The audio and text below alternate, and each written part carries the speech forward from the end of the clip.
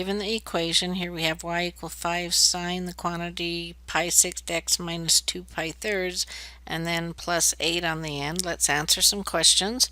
So the amplitude is 5. The period, well, the period for sine is normally 2 pi, but we need to divide that by omega. The number in front of the x here, the coefficient, affects the period, so we need to divide that by pi over 6. And as we simplify that, we can flip that over and multiply by 6 over pi. So it looks like the pi's cancel, and the period is going to be 12. So let's put the period here is 12, so no pi in it, it's just 12 units.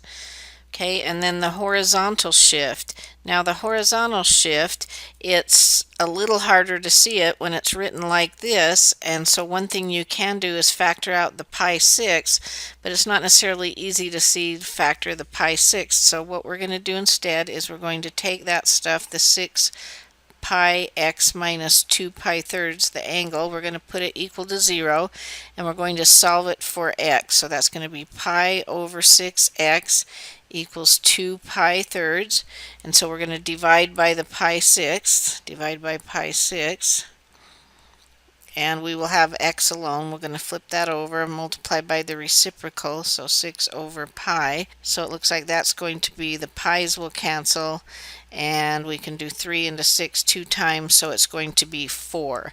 So our phase shift is going to be a horizontal shift of 4, and this has you pick whether it's going right or left, and it's positive, so it's going to go to the right. Now the other option is you could factor the pi 6th out, and you're going to have to divide 2 pi thirds by pi 6th if you do that, and that's essentially what we were doing over here. And so if you did that, you would find that you would get 4. And so if you multiplied this back through, you would get this back. So our horizontal shift is 4.